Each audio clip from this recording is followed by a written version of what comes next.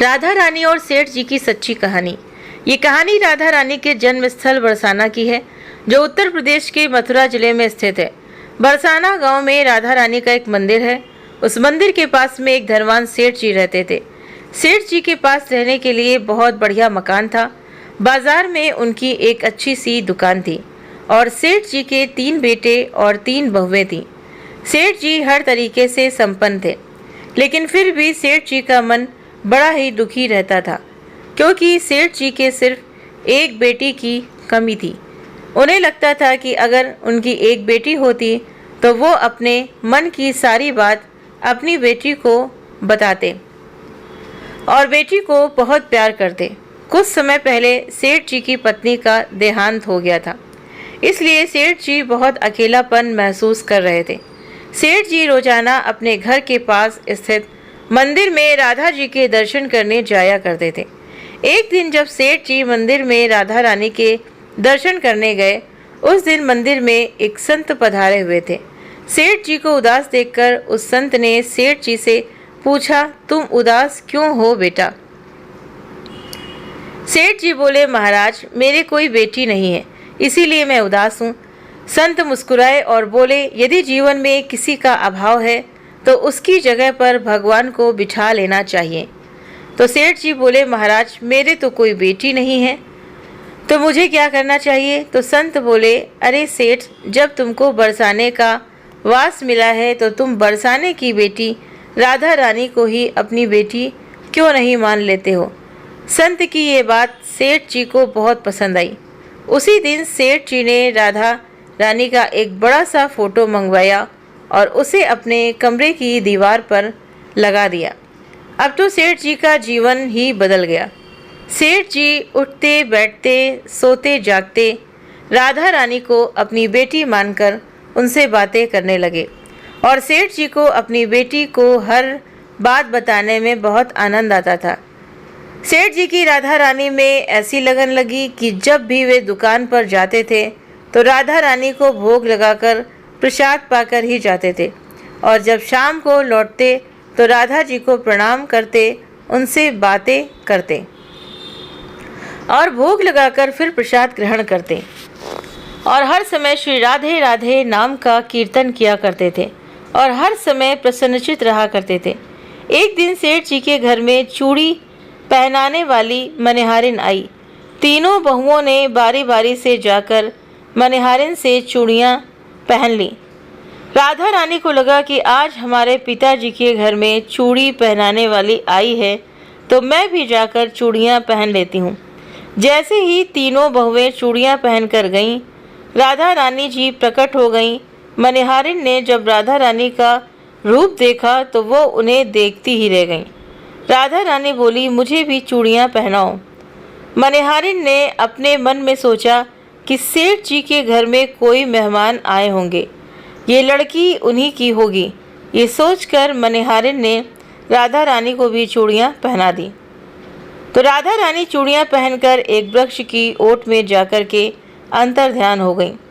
सभी को चूड़ियाँ पहना करके मनिहारिन हमेशा की तरह चूड़ियों का पैसा लेने के लिए सेठ जी की दुकान पर चली गई। मनिहारिन को देखते ही सेठ जी बोले, घर पर चूड़ियाँ पहना कर के आई हो? मनिहारिन ने जवाब दिया, हाँ सेठ जी, चूड़ियाँ पहना कर आई हूँ। तो सेठ जी ने कहा, ये लो तुम्हारी चूड़ियों के पैसे। तो सेठ जी ने मनिहारिन को हर बार के जितने ही पैसे दे दिए, लेकिन मनिहारिन बोली, सेठ जी, मैं इस बार ज़्यादा पैसे लूँगी। मैंने आपके घर में 3 जनों को नहीं बल्कि 4 जनों को चूड़ियाँ पहनाई हैं। सेठ जी बोले, हमारे घर में 3 बहुओं के अलावा चौथी तो कोई है ही नहीं चूड़ी पहनने वाली। तो मनिहारिन बोली, ये तो मैं नहीं जानती हूँ सेठ जी, लेकिन मैंने तो चूड़ियाँ 4 जनों को पहनाई थी। तो सेठ जी बोले कि बाकी के पैसे मैं पहले अपने घर में पता करूँगा, उसके बाद तुम्हें दूँगा। तो मनिहारिन बोली कि ठीक है सेठ जी, आप घर में पता करके बाद में दे देना। ऐसा कहकर मनिहारिन वहाँ से चली गई। शाम को सेठ जी अपने घर पर पहुँचे। उन्होंने घर में मनिहारिन के बारे में पूछा। उनकी बहुओं ने कहा कि केवल हम तीनों ने ही चूड़ियाँ पहनी थी, सेठ जी बोले, मैंने भी मनिहारिन से कहा कि चौथा तो कोई है ही नहीं हमारे घर में जो चूड़ियाँ पहने। इस प्रकार से सेठ जी ये बात भूल गए और अपने नित्य काम में लग गए। सेठ जी श्री राधा रानी बोलते बोलते श्री राधा रानी को भोग लगाकर प्रसाद ग्रहण करके सो गए। थोड़ी देर बाद जब सेठ जी को नींद आ गई तो उनके सपने में श्री राधा रानी जी प्रकट हो गईं। राधा जी बहुत ही उदास थीं, उनकी दोनों आंखों में आंसू भरे हुए थे। सेठ जी ने पूछा, बेटी उदास क्यों हो?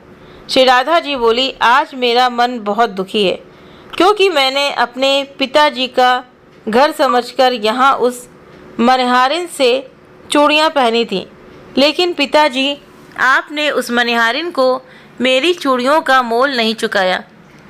पिताजी आपने मुझे अपनी बेटी तो बना लिया, लेकिन चूड़ियों का मोल चुकाते समय आपको मेरी याद नहीं आई, आपने मुझे भुला दिया। इससे मैं बहुत दुखी हूँ। ये सुनकर सेठ जी सपने में ही रोते हुए बोले, बेटी मुझे माफ़ कर दो, मुझसे बहुत बड़ी भूल हो गई है। सेठ जी तुरंत नींद में से उठ बैठे। सेठ जी की दोनों आँखों से आंसुओं की धारा बह रही थी। सेठ जी ने तुरंत अपनी तिजोरी खोली और तिजोरी से पैसे निकाले और उसी वक्त मनिहारिन के घर की तरफ रवाना हो गए। सेठ जी ने मनिहारिन के घर पर जाकर दरवाज़ा खटखटाया। मनिहारिन ने दरवाज़ा खोलकर देखा तो बाहर सेठ जी खड़े थे। इतनी रात को सेठ जी को देखकर मनिहारिन आश्चर्यचकित रह गई। सेठ जी की दोनों आंखों में आंसू भरे हुए थे। सेठ जी मनिहारिन से बोले कि मनिहारिन, तुम्हारे जैसा भाग्यवान कोई नहीं है। तो मनिहारिन बोली, सेठ जी आखिर बात क्या हुई? तो सेठ जी बोले, मैंने राधा जी को अपनी बेटी बनाया, लेकिन मैंने उनको कभी साक्षात अपनी आंखों से नहीं देखा, लेकिन तुमने आज उन्हीं राधा जी को अपने हाथों से चूड़ियाँ पहनाई हैं। आज तुम्हारे जैसा भाग्यशाली इस धरती पर कोई नहीं है। ये कहकर सेठ जी ने रुपयों से भरी हुई थैली मनिहारिन के सामने रख दी और कहा, इसमें से जितना भी तुम लेना चाहती हो वे ले सकती हो। जब मनिहारिन ने सुना कि स्वयं राधा जी उससे चूड़ियाँ पहनने आई थी तो मनिहारिन को अपने ऊपर विश्वास ही नहीं हुआ कि आखिर मैंने पिछले जन्म में ऐसा कौन सा पुण्य किया है जो मुझे स्वयं राधा जी के दर्शन हुए। तो ऐसा मन में विचार करते हुए मनिहारिन की आंखों से भी आंसुओं की धारा बहने लगी। मनिहारिन बोली, सेठ जी मैं राधा रानी की चूड़ियों के पैसे आपसे कैसे ले सकती हूँ? राधा रानी तो इस बरसाने की बिटिया हैं और मैं बिटिया की चूड़ियों के पैसे आपसे नहीं लूँगी। लेकिन सेठ जी नहीं माने। सेठ जी ने रुपयों से भरी हुई थैली मनिहारिन के घर पर रख दी और वहाँ से सीधे श्री राधा रानी जी के मंदिर पहुँच गए। उस दिन के बाद से सेठ जी ने अपना सब कुछ छोड़कर संन्यास ले लिया और अपना बचा हुआ जीवन राधा रानी के मंदिर में राधा रानी की सेवा करते बिता दिया। तो उम्मीद करते हैं कि आपको ये जानकारी, ये कहानी पसंद आई होगी। वीडियो पसंद आया हो तो वीडियो को लाइक शेयर सब्सक्राइब करना ना भूलें। आप सभी खुश रहिए, मस्त रहिए, स्वस्थ रहिए और वीडियो ज़रूर से ज़रूर देखिए। कमेंट करना भी मत भूलिए। मिलते हैं कल फिर नई कहानी, नए विचार, नई जानकारी के साथ में। Thank you.